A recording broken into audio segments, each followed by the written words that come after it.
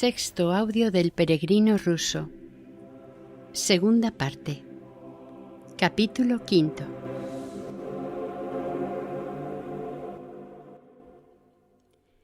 El Starets.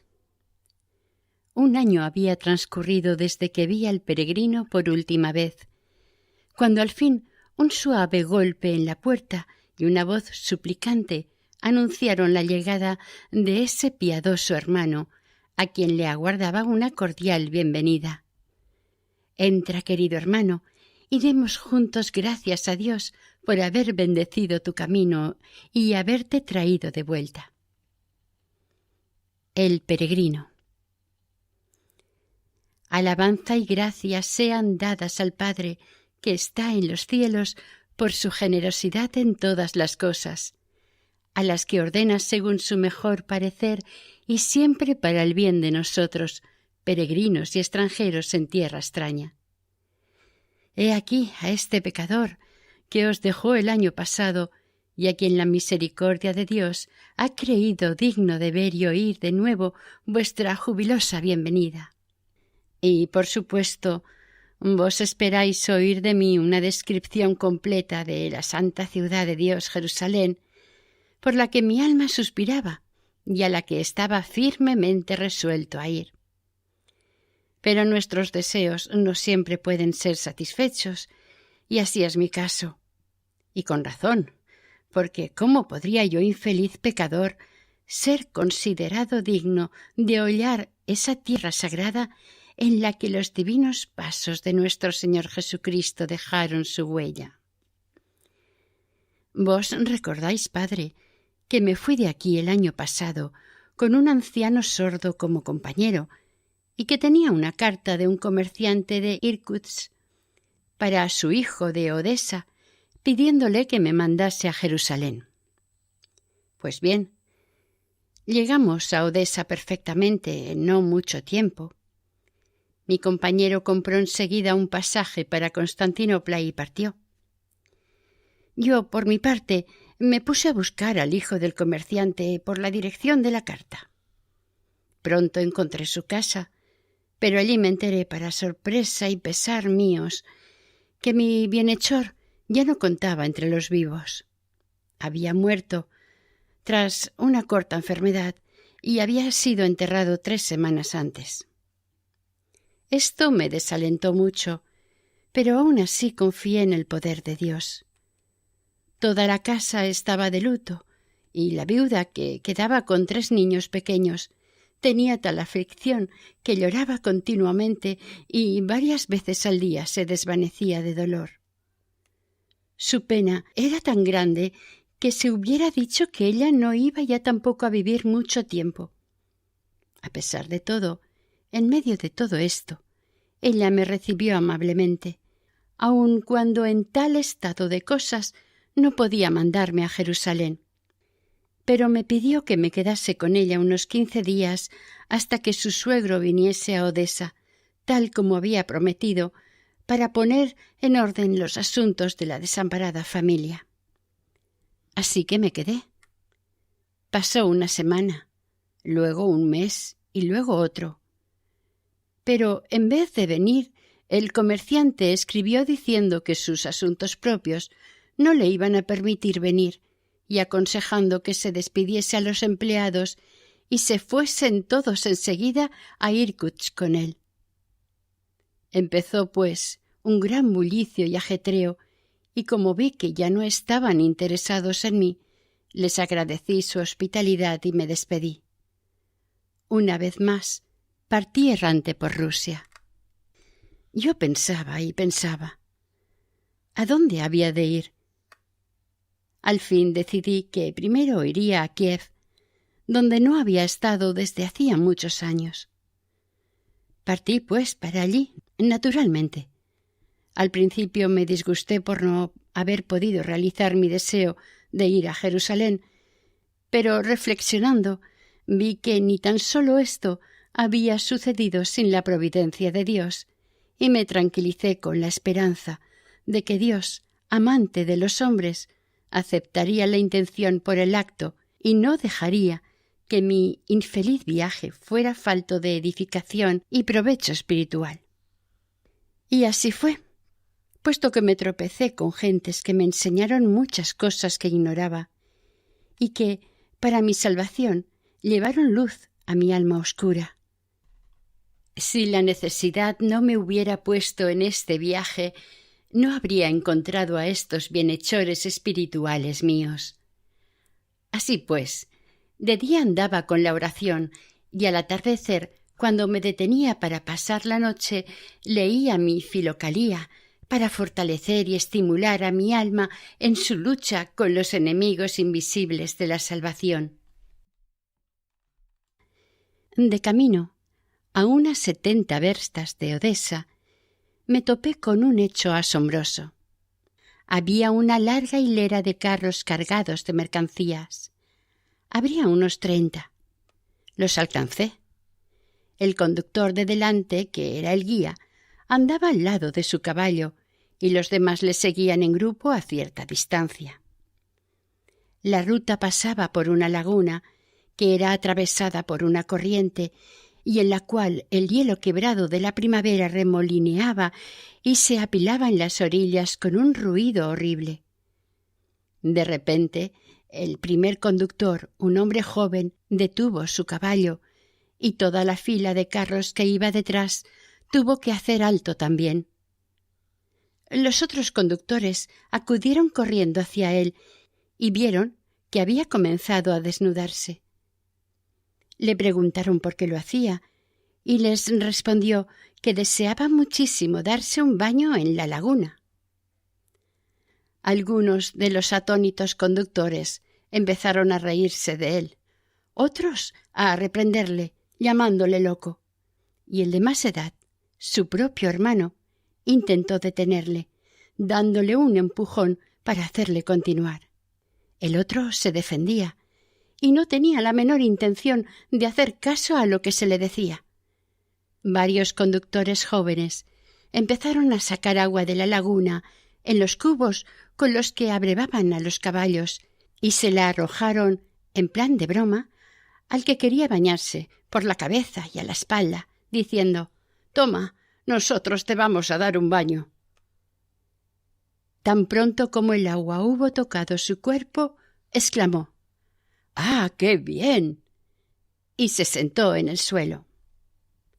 Aquellos siguieron echándole agua por encima, y en eso, a poco, se tendió, y allí mismo murió plácidamente. Todos se sobrecogieron, sin tener idea de por qué había ocurrido. Los más mayores se agitaron mucho, diciendo que las autoridades debían ser avisadas, mientras que los demás llegaron a la conclusión de que era su destino el tener una muerte así. Permanecí con ellos cerca de 1 hora, y luego seguí mi camino. Unas 5 verstas más adelante vi una aldea en la carretera, y al entrar en ella me encontré a un anciano sacerdote que paseaba por la calle. Se me ocurrió que podía contarle lo que acababa de ver, para conocer cuál era su opinión. El sacerdote me llevó a su casa. Yo le conté el suceso, pidiéndole que me explicase la causa de lo que había ocurrido. «No puedo decirte nada sobre ello, querido hermano, salvo quizá que hay en la naturaleza muchas cosas asombrosas que nuestra razón no puede comprender. Esto, creo, está dispuesto de este modo por Dios, para mostrar a los hombres más claramente su gobierno y providencia sobre la naturaleza, por medio de ciertos casos de cambios anormales en las leyes de ésta. Se da la circunstancia de que yo mismo fui en una ocasión testigo de un caso semejante. Cerca de nuestra aldea hay un barranco muy profundo y abrupto, no muy ancho, pero de 70 pies o más de profundidad. Estremece mirar a su fondo oscuro. Han construido una especie de pasarela para franquearlo. Un campesino de mi parroquia, padre de familia muy respetable, fue súbitamente preso, sin ninguna razón, del irresistible deseo de arrojarse desde este pequeño puente al fondo del barranco. Luchó contra la idea y resistió al impulso durante toda una semana. Al fin no pudo contenerse más. Se levantó temprano un día, partió de casa como un rayo y saltó al abismo. Pronto oyeron sus quejidos y con gran dificultad lo extrajeron de la olla con las piernas rotas. Cuando le preguntaron la razón de su caída, respondió que, a pesar del gran dolor que ahora sufría, su espíritu se había serenado al haber realizado el irresistible deseo que le había obsesionado durante toda una semana, y por la satisfacción del cual había estado dispuesto a perder la vida. Estuvo todo un año en el hospital, recuperándose. Yo solía ir a verle y a menudo encontraba a los médicos que estaban a su alrededor. Igual que tú, yo quise escuchar de ellos la razón de este suceso. Unánimemente, los médicos contestaban que se trataba de frenesí, y cuando les pedía una explicación científica de lo que era esto y de qué provocaba que atacase a un hombre, no podía sacarles nada más, excepto el que éste era uno de los secretos de la naturaleza aún no revelados a la ciencia. Yo, por mi parte, hacía notar que, si en semejante misterio de la naturaleza uno se volviese hacia Dios en oración y hablase también de ello con la gente de bien, entonces este irrefrenable frenesí de que hablaban no lograría su propósito. En verdad, nos encontramos en la vida humana con muchas cosas de las que no podemos tener una comprensión clara.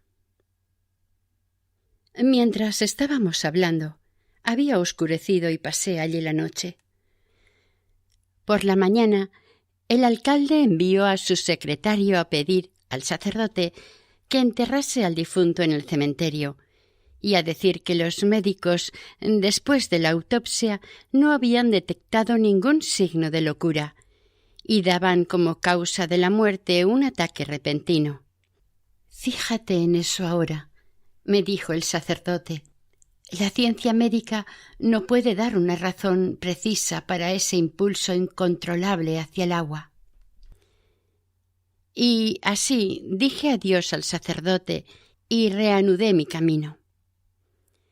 Después que hube viajado varios días y sintiéndome fatigado, llegué a una ciudad comercial de considerables dimensiones llamada Bielaya Cherkov. Como la tarde estaba ya cayendo, me puse a buscar alojamiento para la noche. En el mercado me tropecé con un hombre que parecía ser también un viajero. Hacía indagaciones por las tiendas sobre la dirección de cierta persona que vivía en el lugar. Cuando me vio, vino hacia mí y dijo: «Pareces también un peregrino, así que vayamos juntos a encontrar a un hombre llamado Erreinov que vive en esta ciudad».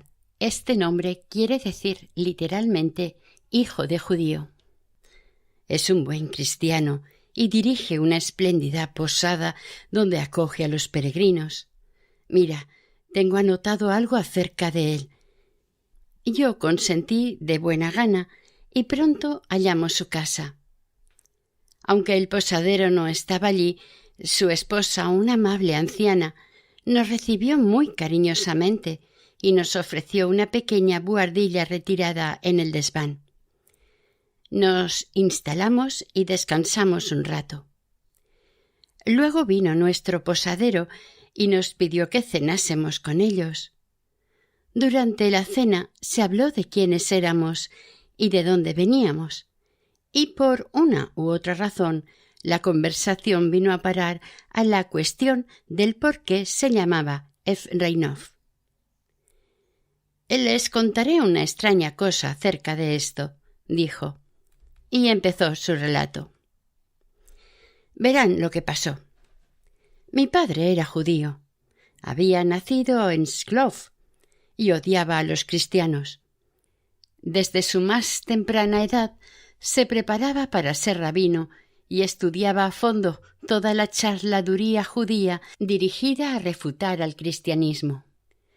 Cierto día acertó a pasar por un cementerio cristiano. Vio una calavera humana que debía haber sido sacada de alguna tumba recientemente removida. Conservaba ambas mandíbulas y había en ellas algunos dientes de aspecto horrible. En un arrebato de mal genio empezó a mofarse de ella. La escupió, la cubrió de insultos y la dio de puntapiés. No contento con esto, la recogió y la fijó a un poste, como hacen con los huesos de animales para ahuyentar a los pájaros voraces. Después de haberse divertido de este modo, se fue a casa. La noche siguiente apenas se había quedado dormido cuando un desconocido se le apareció y le reprendió violentamente diciendo: «¿Cómo osas insultar a lo que queda de mis pobres huesos? Yo soy cristiano, pero en cuanto a ti, tú eres un enemigo de Cristo». La visión se fue repitiendo varias veces todas las noches, y él no logró ni sueño ni descanso. Más tarde, la misma visión empezó a relampaguear ante sus ojos en pleno día, mientras oía el eco de aquella voz reprochadora. Con el tiempo, la visión se hizo más frecuente hasta que al fin empezó a sentirse abatido, lleno de espanto y a perder las fuerzas. Fue a su rabino, quien le cubrió de rezos y exorcismos, pero la aparición no sólo no cesó, sino que se hizo más frecuente y amenazadora. Este estado de cosas se supo, y oyendo hablar de ello, un amigo suyo cristiano se puso a aconsejarle que aceptase la religión cristiana y a incitarle a pensar que no había otro medio de verse libre de su perturbadora aparición. Pero el judío era remiso a dar este paso. «Aun así», dijo en respuesta, «haría de buena gana lo que deseas con tal de librarme de esta atormentadora e intolerable aparición». El cristiano se alegró de oír esto y le persuadió de que mandase al obispo local una petición de bautismo y de recepción en la iglesia cristiana. La petición fue escrita y el judío, no muy ansioso, la firmó. Y mira por dónde, justo en el mismo momento en que la petición era firmada, la aparición cesó y ya nunca volvió a molestarle. Su gozo fue ilimitado, y con el ánimo enteramente sosegado, sintió una fe tan ardiente en Jesucristo que se fue volando al obispo y le contó toda la historia y expresó el profundo deseo de ser bautizado. Aprendió con ahínco y rapidez los dogmas de la fe cristiana y después de su bautizo vino a vivir a esta ciudad. Aquí se casó con mi madre, una buena cristiana.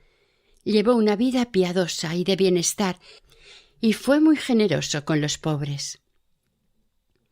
Él me enseñó a ser igual y antes de su muerte me dio sus instrucciones al respecto junto con su bendición. He aquí el motivo por el cual me llamo Efrainov.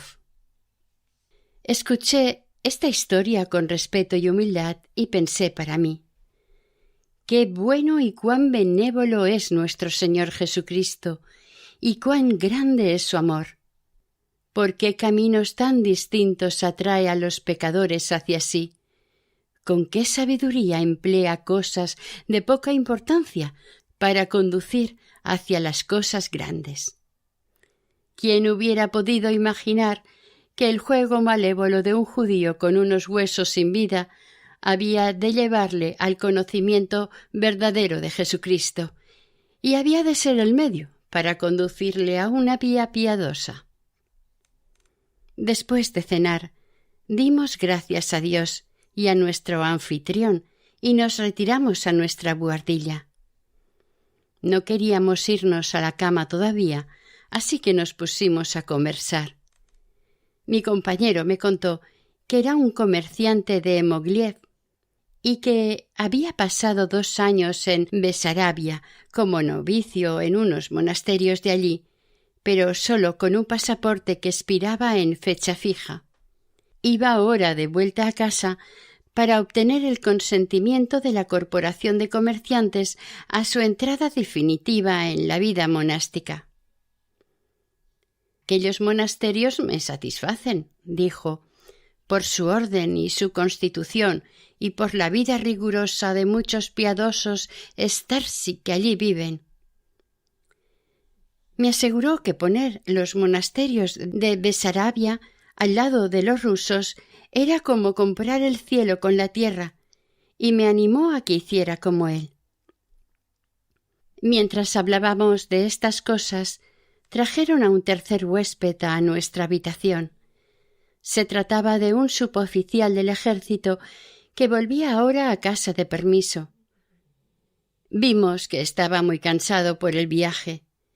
Dijimos juntos nuestras oraciones y nos acostamos.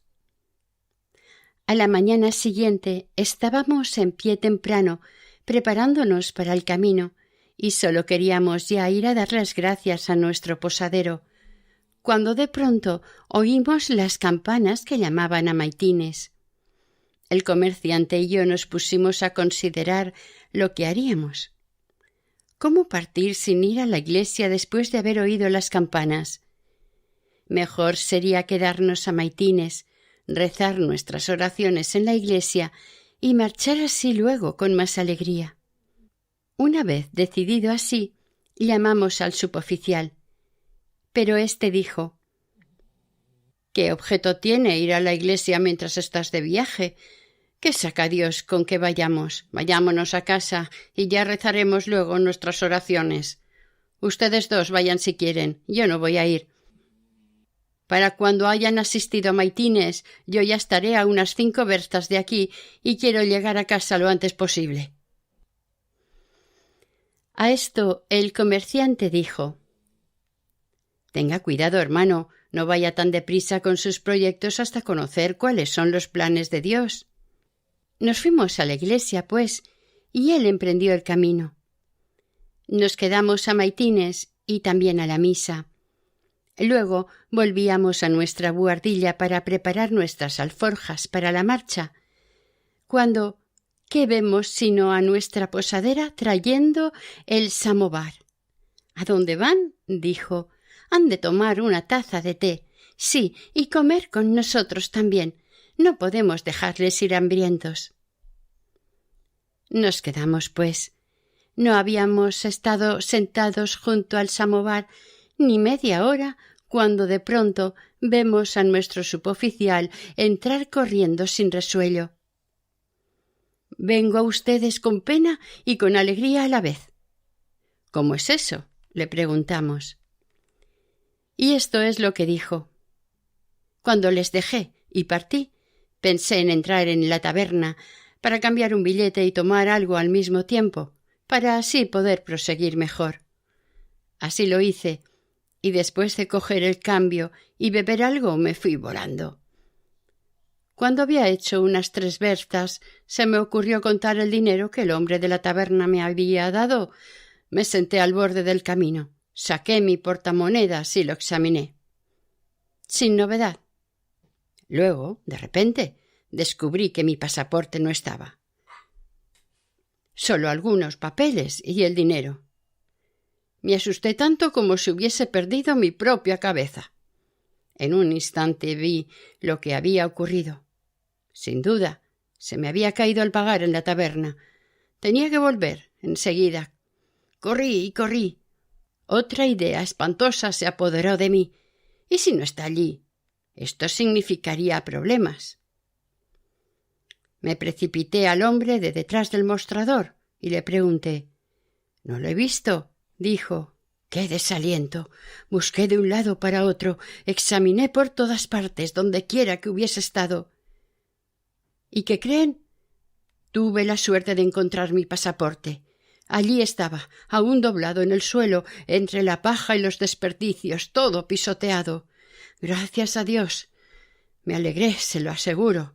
Era como si me hubiese quitado un gran peso de encima. Por supuesto estaba sucio y cubierto de barro, lo bastante como para ganarme un coscorrón. Pero esto no tiene importancia. De todos modos, puedo ir a casa y volver sano y salvo.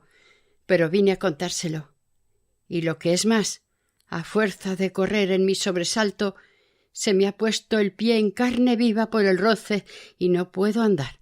Así que he venido a pedirles un poco de ungüento para ponérmelo antes de vendarlo. Ya lo veo, hermano, dijo el comerciante.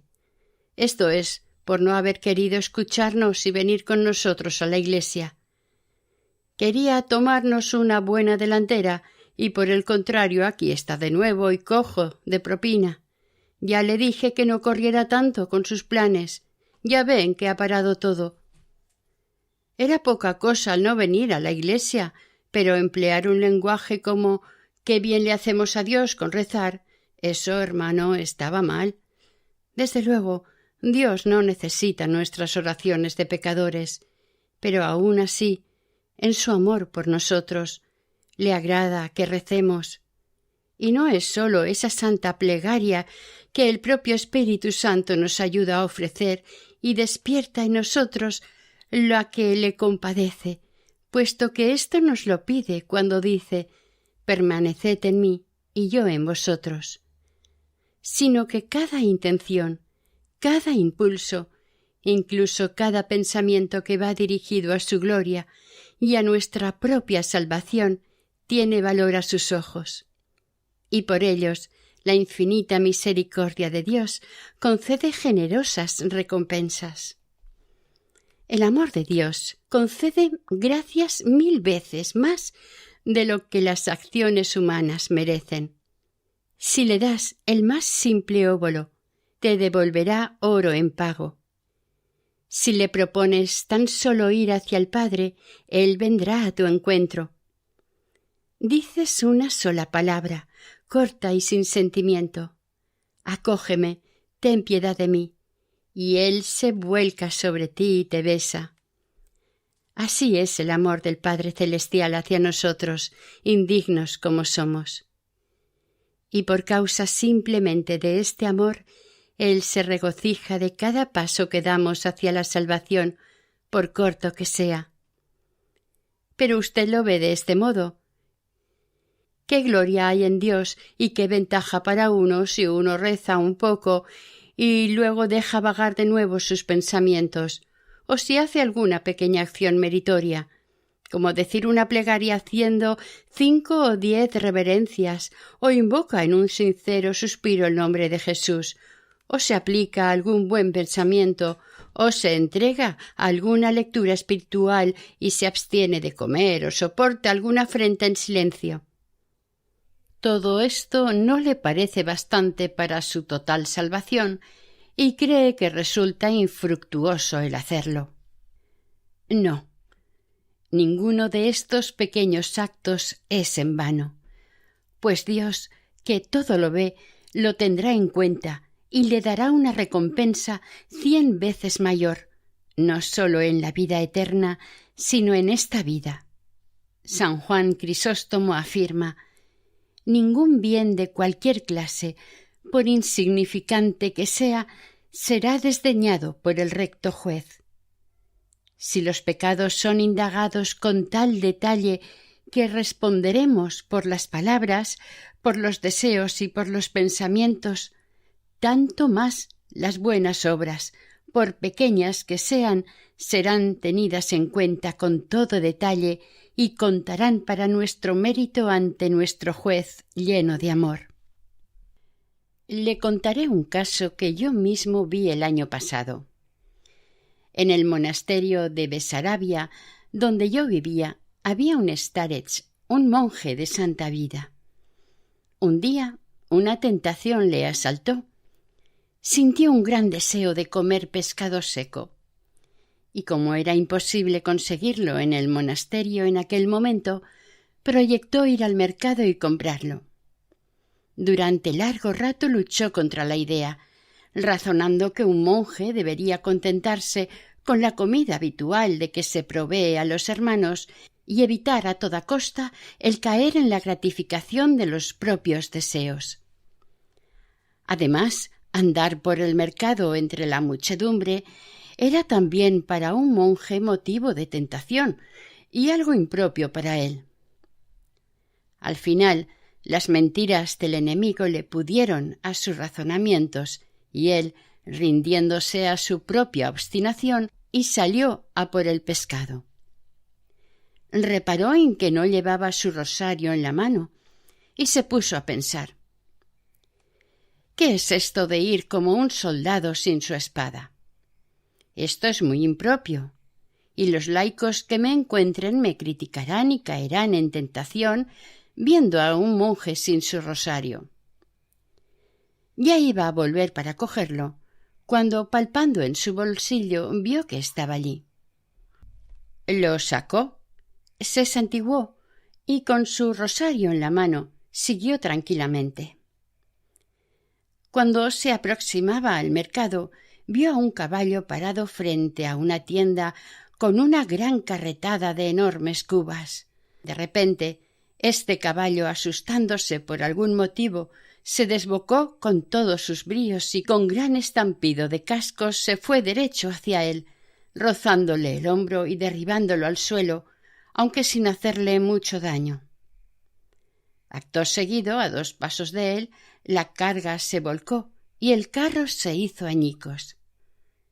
Él se incorporó rápidamente, por supuesto que bastante asustado, pero al mismo tiempo maravillado de cómo Dios había salvado su vida, ya que si la carga hubiese caído una fracción de segundo antes, él habría sufrido la misma suerte que el carro. Sin pensar más en ello, compró el pescado, volvió, se lo comió, rezó sus oraciones y se acostó.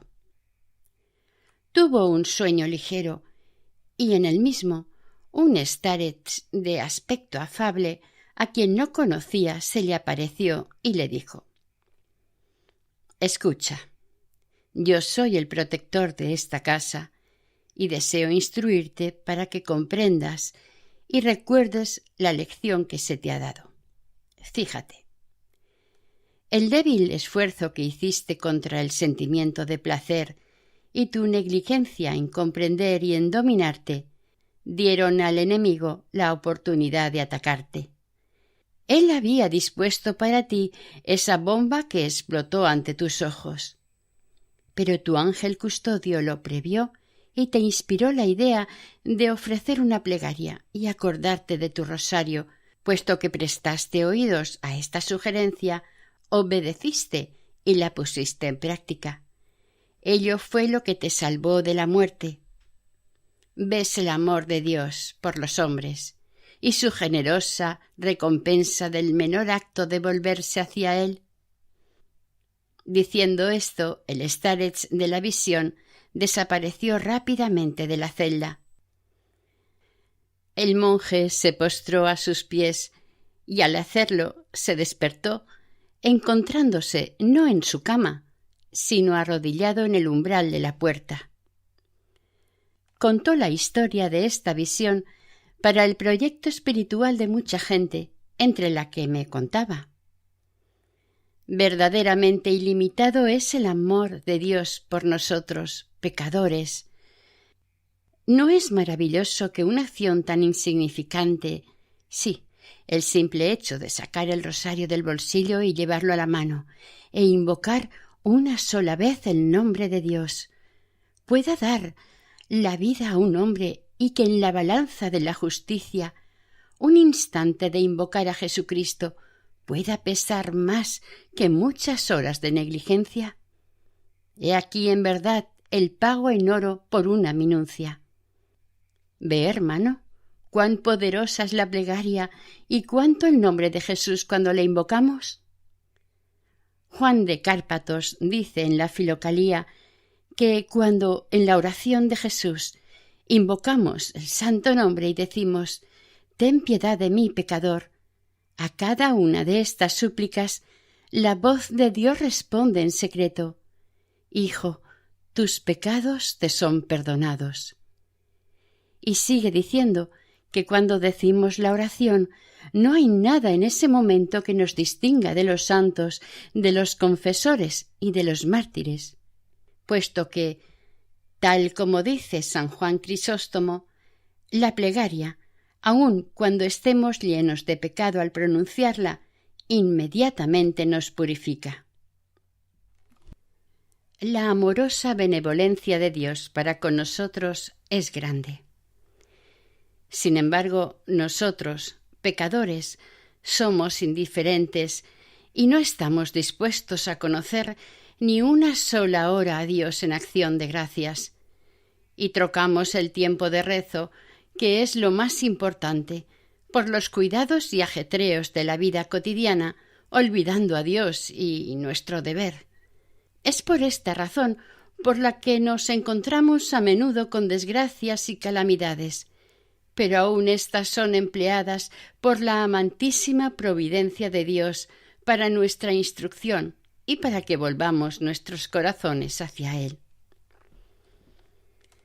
Cuando el comerciante hubo terminado su plática, yo le dije: «¿Qué consuelo habéis llevado a mi alma pecadora? También vuestra merced. Me posternaría a vuestros pies». Oyendo esto, él se puso a hablarme así: «Parece que eres amante de las historias piadosas. Espera, pues, voy a leerte otra parecida a la que le he contado a él. Tengo aquí un libro con el que viajo llamado Agapía, o la salvación de los pecadores, que contiene muchas cosas admirables». Sacó el libro de su bolsillo y empezó a leer una historia muy hermosa sobre un tal Agatónic, un hombre devoto, quien desde su infancia había sido enseñado por sus piadosos padres a rezar cada día delante del icono de la Madre de Dios, la oración que empieza por «Regocíjate, doncella encinta de Dios», y así lo hacía siempre. Más tarde, cuando creció e inició su propia vida, se vio absorbido por los cuidados y ajetreos de la vida, y sólo rara vez rezaba la oración, hasta que la abandonó totalmente. Un día dio alojamiento para la noche a un peregrino, quien le contó que era un eremita de la Tebaida y que había tenido una visión en la que se le ordenaba ir a un tal Agatónic y reprenderle por haber abandonado la oración a la Madre de Dios. Agatónic dijo que la razón era que había rezado la oración durante muchos años sin observar ningún resultado en absoluto. Entonces el eremita le dijo: «Recuerda, ciego y desagradecido, cuántas veces esta oración te ha auxiliado y te ha evitado una desgracia. Recuerda cómo en tu juventud fuiste prodigiosamente salvado de ahogarte. ¿No recuerdas cómo una epidemia se llevó a muchos de tus amigos a la tumba y tú conservaste la salud? ¿Recuerdas cuando, viajando con un amigo, ambos caísteis de la carreta y él se rompió una pierna, mientras que tú saliste ileso?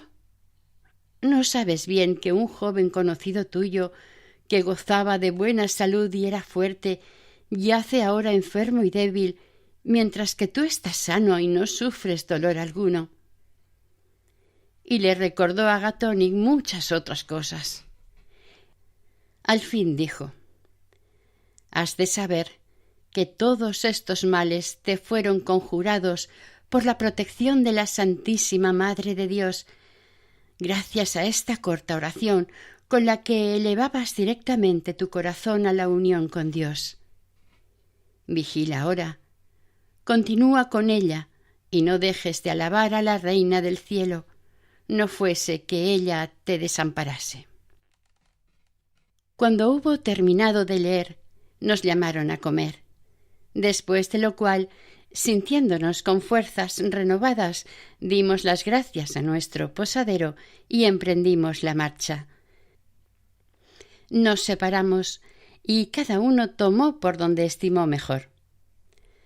Anduve unos 5 días, alentado por el recuerdo de las anécdotas que había oído del buen comerciante de Bielaya, Cherkov, y ya me estaba aproximando a Kiev.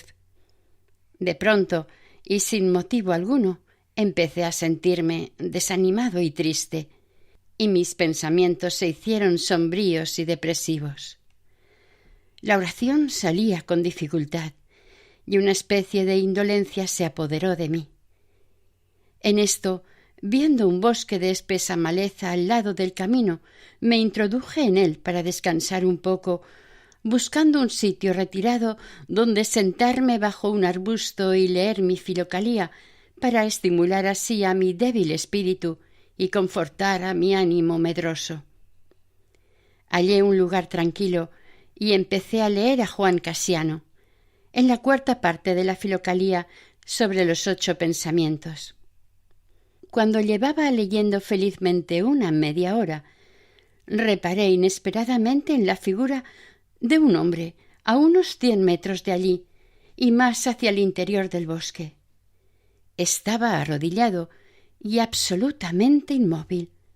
Me alegré de ver esto, pues comprendí naturalmente que estaba rezando y me puse a leer de nuevo. Seguí leyendo durante 1 hora o algo más, y luego levanté otra vez la mirada. El hombre seguía arrodillado allí y no se movía. Todo esto me impresionó mucho y pensé, ¿qué servidores de Dios tan devotos hay? Mientras yo le estaba dando vueltas a esto, el hombre cayó de pronto al suelo y quedó tumbado, inmóvil. Esto me sobresaltó, y como no había visto su cara, ya que había estado arrodillado de espaldas a mí, sentí curiosidad por ir a ver quién era. Cuando llegué hasta él, lo encontré durmiendo ligeramente. Era un chico de campo, un mozo de unos 25 años. Tenía un rostro agradable, bien parecido, pero pálido. Vestía un caftán de campesino con una soga como cinturón. No había en él nada más de particular. No tenía cotonca, ni tan solo un bastón. El ruido de mi llegada le despertó y se levantó. Le pregunté quién era, y me dijo que era un campesino del estado de la provincia de Smolensk y que venía de Kiev. ¿Y dónde vas ahora?, le pregunté. Yo no sé a dónde va a conducirme Dios, respondió. ¿Hace mucho tiempo que dejaste tu casa? Sí, más de 4 años. ¿Y dónde has vivido todo este tiempo? He estado yendo de santuario en santuario y a monasterios e iglesias. No tenía objeto el permanecer en casa. Soy huérfano y no tengo parientes.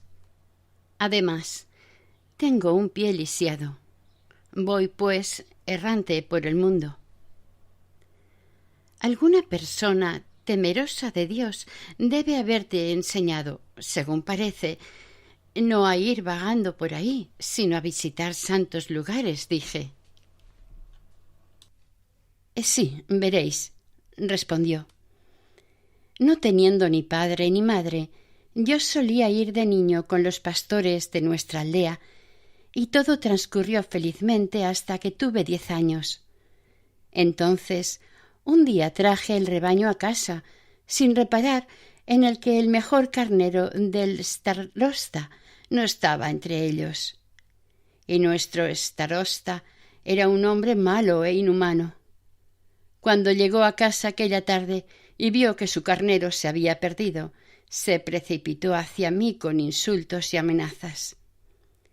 Si yo no iba y encontraba el carnero, juró que me molería a palos, y dijo: «Te romperé los brazos y las piernas». Sabiendo lo cruel que era, salí tras el carnero, recorriendo los lugares donde el rebaño había pacido durante el día. Busqué y busqué durante más de media noche, pero no había rastro de él por ninguna parte. Y era una noche muy oscura. Además, pues ya se acercaba el otoño, cuando ya me había entrado mucho en el bosque, y en nuestra región los bosques son interminables. Una tormenta se desencadenó de repente. Parecía como si todos los árboles danzasen. A lo lejos, los lobos comenzaron a aullar. Me entró tal terror que los cabellos se me erizaron. Todo se hacía cada vez más horrible. Tanto es así que estuve a punto de desplomarme de miedo y horror. Entonces caí de rodillas, me santigué y con todo mi corazón dije: «Señor Jesucristo, ten piedad de mí». Tan pronto como hube dicho esto, me sentí absolutamente tranquilo y como si no hubiese pasado ninguna angustia. Todo mi miedo desapareció y me sentí tan feliz en mi corazón como si hubiese sido transportado al cielo. Esto me hizo tan dichoso que, ya no paré de repetir la oración. Aún hoy no sé si la tormenta duró mucho ni cómo se fue la noche. Cuando me levanté, el día ya llegaba y yo aún estaba allí orando en el mismo lugar. Me incorporé tranquilamente, vi que ya no iba a encontrar al carnero y me fui a casa. Pero ahora todo estaba bien en mi corazón y repetía la oración a más no poder. Tan pronto como llegué a la aldea, el starosta vio que no había traído el carnero y me apaleó hasta dejarme medio muerto. Me dejó este pie fuera de sitio, ¿veis? Tuve que guardar cama 6 semanas, casi sin poder moverme a resultas de esta paliza. Todo lo que sabía era que seguía repitiendo la oración y que esto me consolaba. Cuando me recobré un poco, me fui a vagar por el mundo, y puesto que ir dando de empellones por entre la multitud no me interesaba, a la par suponía mucha ocasión de pecado. Recurrí a ir errante de un lugar santo a otro y también por los bosques. Así es como he pasado casi 5 años ya. Cuando hube escuchado esto, mi corazón se alegró por haberme Dios creído digno de encontrar un hombre tan bueno, y le pregunté: ¿y te sirves todavía a menudo de la oración? No podría existir sin ella, respondió. Solo con que recuerde cómo me sentí aquella primera vez en el bosque, es como si alguien me hiciese arrodillar y me pongo a rezar. No sé si mi oración pecadora complace a Dios o no, ya que cuando rezo a veces siento una gran felicidad. El por qué no lo sé. Una ligereza de espíritu, una especie de gozosa quietud. Pero en otros casos siento una melancólica tristeza y un abatimiento del ánimo. A pesar de todo, quiero seguir rezando siempre, hasta la muerte. No te aflijas, querido hermano, todo complace a Dios y sirve a nuestra salvación. Todo, pase lo que pase durante la oración. Así lo dicen los santos padres. Tanto si hay alegría del corazón como tristeza, todo está bien. Ninguna oración, buena o mala, se malogra ante los ojos de Dios. La alegría y el fervor muestran que Dios nos recompensa y nos consuela por el esfuerzo, mientras que la tristeza y la sequedad indican que Dios nos purifica y nos fortalece el alma, preparándola en la humildad para el goce de la dicha bendita en el futuro. Como prueba de esto, te leeré algo que escribió San Juan Clímaco. Encontré el pasaje y se lo leí. Lo escuchó hasta el final con atención y le gustó, dándome muchas gracias por ello, y de este modo nos separamos. Él se marchó derecho hacia lo más profundo del bosque y yo volví al camino. Seguí mi ruta dando gracias a Dios por considerarme apto, pecador como soy, de recibir tal enseñanza. Fin Del sexto audio del libro El peregrino ruso.